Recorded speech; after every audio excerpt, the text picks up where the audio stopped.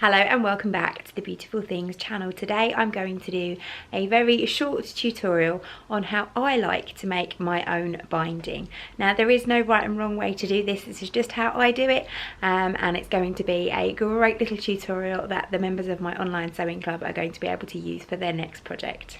The first thing I like to do is cut some 2-inch strips of fabric, and I cut them across the entire width of a piece of quilting cotton on the fold. So they work out roughly 45 inches. Now for this particular project that I'm doing, I'm going to cut 3 of those strips and I'm going to join them together, and it's going to give me enough binding for my whole project. But obviously you need to know how much you need, as in how much binding you need for your finished project, to determine how much fabric you're going to cut. The next thing I'm going to do is join those 3 pieces together, but I'm going to join them on the bias, which means they're going to be joined diagonally, and it's going to allow the binding to have a little bit more stretch when it's finished. So I'm going to take the right hand end of my first strip of fabric. I'm just using a plain fabric for this, but you can obviously use patterned, and if you did, you would place it right sides together. And you're going to lay your second strip of fabric on top of the first one. As I say, if it's patterned, it would be right sides together, and you want to form a nice right angle. You can see mine's just rough cut on the end there, so I've just brought my fabric in a little bit so that I can get a nice even right angle.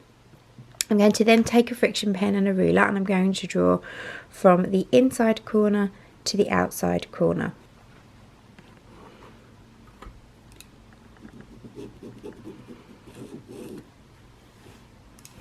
Now you can pin that if you wish, just pin away from the pen mark because that's where you're going to be sewing. Make sure that you keep it at a nice right angle. Now we're going to stitch from this end of the line to this end of the line with a back tack at the start and the finish. And I'm sewing directly over the line by keeping the line in the groove in the middle of my presser foot.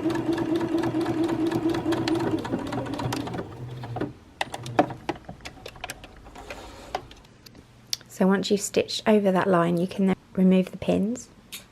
Take some scissors or a rotary cutter and just cut back your excess fabric, leaving roughly 1/4 inch seam allowance.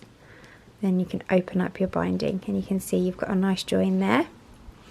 On the back, trim off any loose ends and press your seams open. So it should look something like this once it's pressed. And you then can move on to the next end of your fabric, take your next strip and repeat the process, lining it up to a nice right angle, right sides together, drawing from the inside to the outside, stitching and opening up. Then it's time to press your binding. Take your fabric strip and fold it lengthways in half and press it. Open it back up and you'll have a lovely press line. You're going to then fold the bottom into the press line and steam it, and the top into the press line and seam it. Once you've done that, you can then press the 2 folded edges together until you have your finished binding. Use plenty of steam.